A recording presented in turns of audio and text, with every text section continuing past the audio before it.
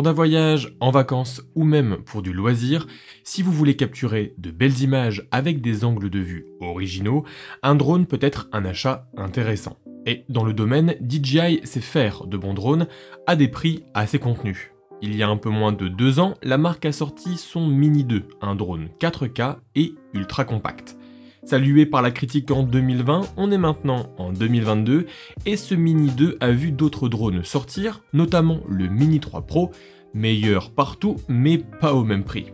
Après plus d'1 an d'utilisation de ce Mini 2, entre terre, mer, lac et ville, on va voir ensemble si ce drone vaut toujours le coup en 2022. Une vidéo en toute simplicité, je ne suis pas un expert des drones, j'appartiens à la catégorie de l'utilisateur basique, avec une expérience de pilotage existante mais limitée. Alors n'hésitez pas à vous abonner pour plus de vidéos dans ce style. La première raison de se diriger vers le DJI Mini 2, c'est pour sa compacité et sa légèreté. En effet, plié, le drone fait moins de 140 mm sur 81 et 58 mm. Une taille ultra compacte qui permet à ce drone de tenir dans une poche de manteau sans trop de problèmes. Surtout, il ne fait que 249 grammes, un chiffre précis qui a toute son importance car la législation encadrant les drones se base en grande partie sur ce critère de poids. En dessous de 250 grammes, le vol est assez libre, sauf en agglomération. Et au-dessus, le drone intègre une classification différente qui le soumettrait à des contraintes légales de vol plus importantes. Dans tous les cas, je vous encourage fortement à suivre une petite formation en ligne, puisque en tant que futur pilote, vous devez connaître la législation en la matière. Bref, la taille et le poids de ce drone sont 2 critères importants, car ils viennent aussi définir la portabilité globale du drone, et le Mini 2 fait partie des drones pas trop handicapants à mettre dans un sac, même un petit sac à dos de 10 litres peut contenir la sacoche du drone. Et un drone qui ne prend pas trop de place, c'est un drone qu'on prendra plus facilement avec soi pour faire de chouettes vidéos. Ensuite, faire le choix du DJI Mini 2, c'est faire le choix d'équipements qui sont, toujours en 2022, au top. Ça commence par la manette qui est tout simplement le dernier modèle de DJI, le même modèle que l'on retrouve pour les drones les plus récents. Cette manette est complètement différente de la manette du Mini 1 avec désormais un support téléphone placé sur le dessus et des antennes intégrées à la manette au niveau de la pince smartphone. La manette est ergonomique, possède une autonomie solide, elle vient se recharger en USB-C, la pince smartphone est bien pensée, avec des encoches pour éviter que ça appuie sur les touches du smartphone, et elle est compatible Android ou iOS, ce qui est un bon point. On regrettera juste l'impossibilité totale de faire des vols simples et courts juste à la télécommande. Non, ici on est obligé de toujours utiliser un smartphone. Autre avantage de ce drone, c'est son capteur 4K placé sur une nacelle stabilisée, ce qui nous permet d'en tirer des images avec une bonne dose de détail et en toute fluidité. La nacelle est également pilotable grâce à la manette de 90 degrés vers le bas jusqu'à 20 degrés vers le haut. On n'est pas sur une vraie vue vers le haut comme certains drones, mais c'est toujours ça de prix. Pour le positionnement satellitaire, même combat, on est ici sur le top du top avec le trio légendaire GPS, GLONASS, Galileo qui vient s'assurer que le Mini 2 capte toujours au moins un satellite et puisse rentrer à la base sans problème. Et enfin, sur ce nouveau modèle, on retrouve un rechargement qui passe exclusivement par une prise USB-C, que ça soit sur le drone ou sur la manette. Et DJI a également intégré une petite LED RGB à l'avant du drone, inutile pour l'éclairage, on n'est pas sur un phare, et ça servira juste à décorer son drone. Bon, les équipements du drone, c'est bien, mais quand on achète un drone, ce qui est intéressant, c'est surtout les performances de vol, et à ce niveau, le Mini 2 est irréprochable. En effet, dans ce domaine, le gros avantage des drones nouvelle génération par rapport aux premiers drones que j'ai pu avoir, ou même aux hélicoptères un petit peu joués, c'est que ces drones sont capables d'un vol stationnaire autogéré. Grâce à une caméra sous le drone et à la puce GPS, le drone lutte en permanence pour rester exactement au même endroit.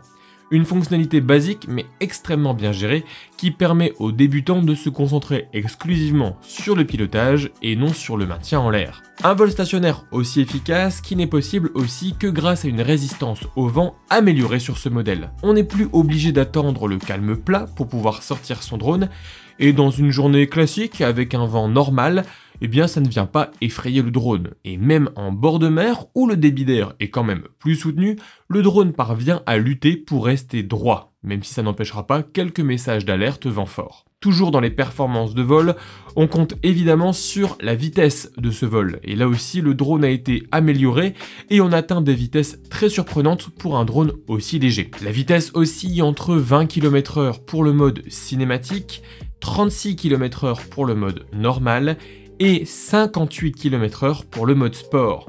Ces trois modes sont très importants car ils permettent une grande polyvalence dans l'usage du drone. Le mode normal est suffisant pour la majorité des cas, alors que le mode cinématique permet d'être un petit peu plus fin dans les mouvements du drone pour une image plus fluide, et le mode sport permet de vite se détacher du premier plan ou de faire revenir son drone en un éclair. Et tout ça peut avoir lieu grâce à une autonomie que je trouve sérieuse. Chaque batterie fait 5200 mAh et peut procurer jusqu'à 30 minutes de temps de vol. En réalité, on n'est pas sur 30 minutes, mais plutôt une bonne vingtaine de minutes puisque les 20 derniers pourcents sont inutilisables, puisqu'on a un fort signal sonore qui nous ordonne de faire revenir le drone, ou carrément même un message qui apparaît à l'écran et qui nous fait revenir le drone de façon automatique. Et donc perso, sans partir sur le full pack à 3 batteries, je vous recommande au moins d'aller acheter une autre batterie supplémentaire, ce qui vous permettra de tenir peut-être un petit peu plus longtemps. Les équipements, c'est bien, les performances en vol, c'est mieux, mais et la qualité des images? Alors, là encore, DJI fait assez fort en améliorant la formule présente sur le Mini 1. On a ici un capteur de 12 mégapixels, un capteur CMOS de 1 sur 2,3 pouces. L'objectif est un objectif avec un angle de vue de 83 degrés, une ouverture à f2.8 et un focus allant de 1 mètre jusqu'à l'infini. Pour la vidéo, on peut filmer en Full HD, que ce soit en 24 images par seconde jusqu'en 60 images par seconde. Même principe pour la 2,7K et on a sur ce drone une capacité 4K de 24 à 30 images par seconde. Dommage donc, pas de 4K à 60 fps, mais la différence de qualité entre la 4K et la 2,7K est, soyons honnêtes, assez limitée. Évidemment, la 4K est un petit peu plus fine dans l'image, mais la différence n'est pas drastique. La qualité d'image est dans tous les cas très satisfaisante, en pleine lumière, avec beaucoup de détails et une colorimétrie que je trouve assez juste. Mais forcément, cette qualité viendra rapidement tirer la langue en basse luminosité. On regrettera de plus une plage dynamique limitée avec un décor complètement noir lorsque l'on a le soleil de face, ou à l'inverse parfois une tendance à surexposer. Si vous avez envie de plonger plus profondément dans les paramètres, un mode manuel est présent qui permet d'adapter les ISO, l'exposition ou encore la vitesse d'obturation. Bien sûr, le drone n'est pas parfait et on peut trouver mieux chez DJI même. Il faut donc faire attention si vous cherchez des options précises, comme par exemple divers modes de vol autonomes et la détection des obstacles. Sur le Mini 2, les modes automatiques sont assez limités. On retrouve des modes efficaces mais assez basiques, comme par exemple le dronie, la spirale, le mode fusée, cercle ou encore boomerang, des modes automatiques qui en plus restent contraints par la présence d'une zone dégagée puisque le drone ne peut éviter automatiquement les obstacles. Une limitation qui explique pourquoi DJI n'a pas incorporé le fameux mode Follow Me directement au drone. Le drone ne peut vous suivre automatiquement sans que vous touchiez à la manette. Si ce genre d'option vous intéresse, eh bien il faudra partir sur d'autres drones plus haut de gamme, notamment le nouveau Mini 3 Pro. Donc bon, les défauts restent à mon sens mineurs et ne viennent pas gâcher les énormes qualités de ce drone, surtout celles qu'on pourrait qualifier comme la cerise sur le gâteau.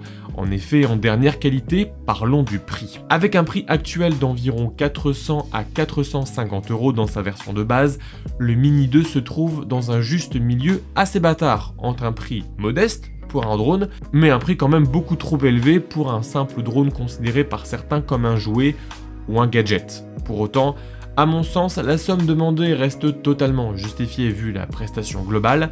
D'ailleurs, si le produit vous intéresse, je vous mets les liens d'achat en description, alors n'hésitez pas. Dans tous les cas, c'est tout pour mon retour d'expérience à 2 ans sur ce drone. J'espère qu'il vous a plu et qu'il vous a permis d'en savoir un petit peu plus. N'hésitez pas à me dire en commentaire ce que vous avez pensé de la vidéo et plus globalement, est-ce que ce genre de produit vous intéresse. N'hésitez pas à liker la vidéo et surtout à vous abonner, ça c'est super important. En attendant la prochaine vidéo, eh bien prenez soin de vous et restez curieux. Allez, salut!